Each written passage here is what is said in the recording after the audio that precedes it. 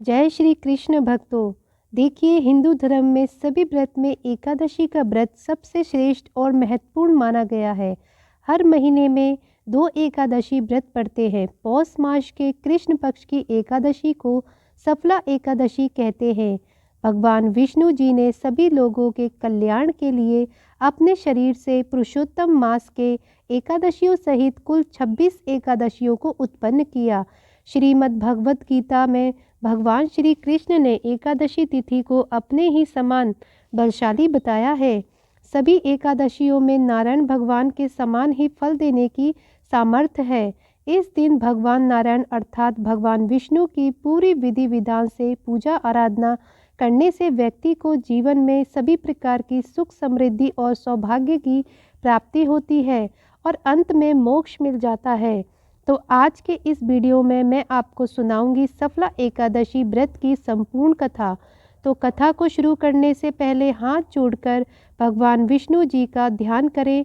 जो भी भक्त सच्चे मन से इस दिन व्रत कथा सुनता है उसे भी व्रत जितने पुण्य की ही प्राप्ति होती है। कथा सुनने के बाद कमेंट बॉक्स में जय श्री हरि विष्णु जरूर लिखिएगा। देखिए, महाभारत काल के समय धर्मराज युधिष्ठिर को भगवान श्री कृष्ण जी अपने श्रीमुख से सभी एकादशी व्रत का महात्म सुनाते रहते हैं। इसी प्रसंग में मोक्षदा एकादशी व्रत का महात्म सुनने के बाद एक समय धर्मराज युधिष्ठिर ने भगवान श्री कृष्ण से पूछा, हे कमल नयन, मोक्षदा एकादशी की व्रत कथा सुनकर मेरा जीवन तो धन्य हो गया है। हे मधुसूदन, अब आप पौष मास के कृष्ण पक्ष की एकादशी की महिमा बताने की भी कृपा करें। उस एकादशी का क्या नाम है, उस दिन किस देवता की पूजा होती है और उसके व्रत का विधान क्या है। हे कृपा निधान, मुझ पर कृपा करते हुए आप सब यह मुझे विस्तार पूर्वक बताएं। धर्मराज की जिज्ञासा सुनकर भगवान श्री कृष्ण उससे कहते हैं कि हे कुंती पुत्र, तुम्हारे प्रेम के कारण मैं तुम्हारे प्रश्नों का विस्तार सहित उत्तर देता हूँ। अब तुम इस एकादशी व्रत का महात्म सुनो। हे धर्मराज, इस एकादशी के द्वारा भगवान श्री हरि को शीघ्र ही प्रसन्न किया जा सकता है। पौष मास के कृष्ण पक्ष की एकादशी का नाम सफला है और इस एकादशी के आराध्य देव श्री नारायण हैं। इस एकादशी के दिन श्रीमन नारायण जी की विधि के अनुसार श्रद्धा पूर्वक पूजा करनी चाहिए। हे धर्मराज, इसे सत्य जानो कि जिस तरह नागों में शेषनाग, पक्षियों में गरुड़, ग्रहों में सूर्य चंद्र, यज्ञ में अश्वमेध और देवताओं में भगवान श्री हरि श्रेष्ठ है, ठीक उसी प्रकार सभी व्रतों में एकादशी व्रत सर्वश्रेष्ठ है। हे धर्मराज, एकादशी का व्रत करने वाले व्यक्ति भगवान श्री हरि को अति प्रिय होते हैं।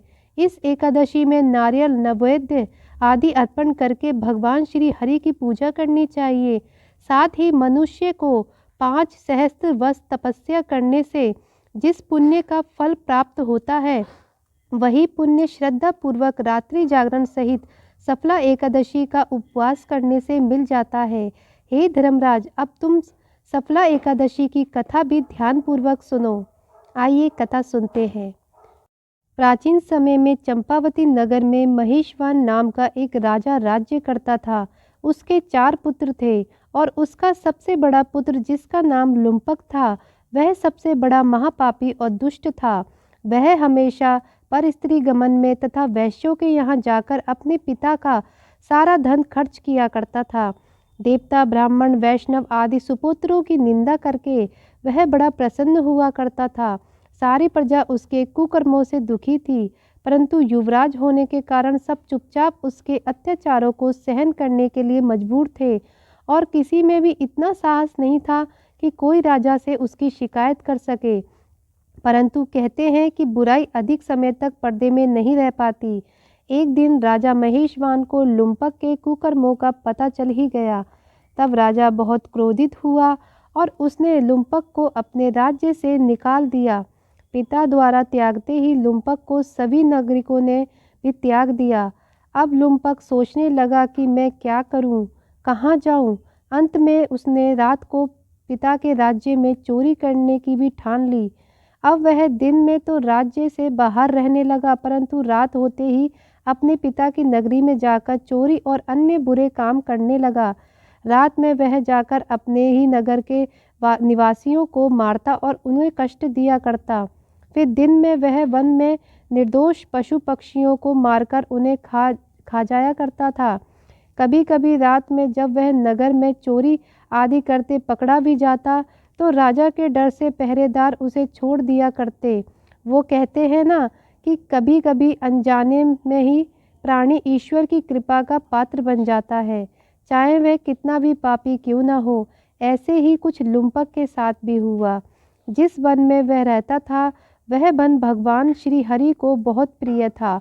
उस वन में एक प्राचीन पीपल का वृक्ष था और उस वन को सभी लोग देवताओं की क्रीड़ा स्थल मानते थे। ऐसा मानते थे कि उस वन में सभी देवी देवता वास करते हैं। वन में ठीक उस पीपल के वृक्ष के नीचे महापापी लुम्पक रहने लगा। कुछ दिन के बाद पोष मास के कृष्ण पक्ष की दशमी तिथि के दिन वस्त्रहीन होने के कारण लुम्पक तेज ठंड से बेहोश हो गया। ठंड के कारण वह रात भर सो नहीं पाया। उसके हाथ पैर ठंड के मारे अकड़ गए थे। बड़ी मुश्किल से रात बीती, किंतु सुबह सूर्योदय हुआ तब भी उसे होश नहीं आया। वो यूं का त्यों अकड़ा हुआ पड़ा रहा। सफला एकादशी की दोपहर तक वह पापी मूर्छित होकर ऐसे ही पड़ा रहा। जब सूर्य के तपने से उसे थोड़ी गर्मी मिली तब कहीं जाकर उसे दोपहर में होश आया। अब वह अपनी जगह से उठकर किसी प्रकार चलते हुए वन में भोजन की खोज में घूमने फिरने लगा। उस दिन वह शिकार करने में असमर्थ था, क्योंकि रात भर का भूखा प्यासा और ठंड से अकड़ा हुआ उसका बदन किसी प्रकार का शिकार नहीं कर सकता था। तब उसने सोचा कि शायद आज तो मुझे जंगल के फलों से ही गुजारा करना होगा।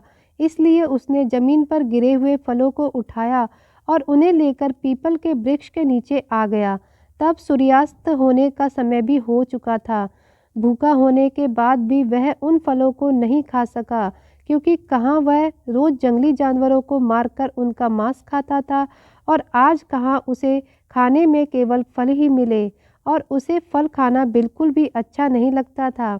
इसलिए उसने उन फलों को उस रात पीपल की जड़ के पास रख दिया और दुखी होकर कहने लगा, हे प्रभु, यह फल आपको ही अर्पण है। इन फलों से तो केवल आप ही तृप्त होइए।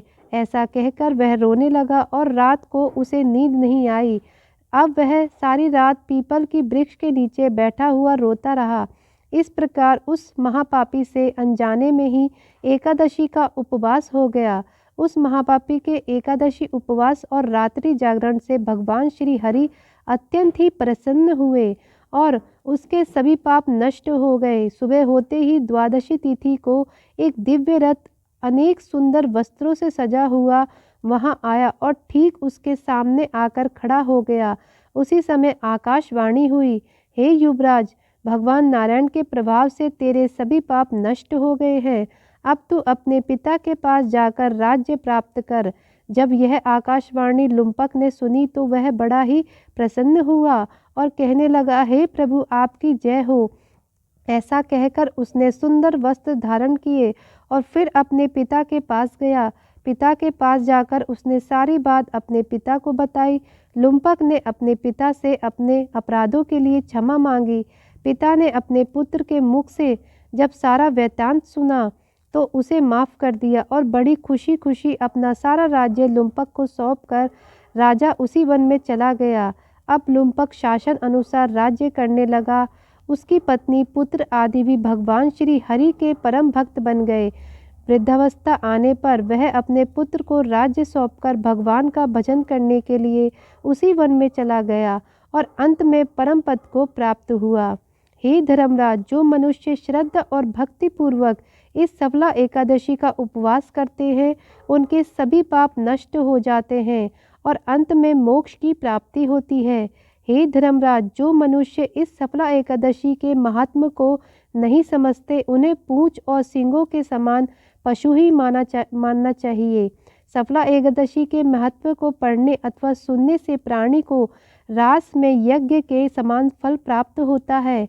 इस प्रकार कहते ही कि कोई भी मनुष्य अगर अज्ञानतावश भी प्रभु का सिमरन एकादशी के दिन कर ले तो उसे पूर्ण फल की प्राप्ति हो जाती है। कहते हैं, बड़े से बड़ा पापी भी अगर सच्चे मन से अपने पापों की क्षमा मांगे तो भगवान उसके बड़े से बड़े पापों को भी क्षमा कर देते हैं। जैसे कि लुम्पक जैसे महापापी के पापों को भगवान श्री हरि ने क्षमा कर दिया और उसे बैकुंठ लोक का अधिकारी बना दिया था। तो यह थी सफला एकादशी की व्रत कथा। तो बोलिए भगवान विष्णु की जय, माता लक्ष्मी की जय। दोस्तों, उम्मीद करती हूँ कि आज की कथा आपको अच्छी लगी होगी। अगर आज की वीडियो अच्छी लगी है तो वीडियो को लाइक करें, शेयर करें। जल्द ही मिलेंगे एक नई धार्मिक वीडियो के साथ। तब तक के लिए जय श्री हरि विष्णु, जय श्री हरि विष्णु।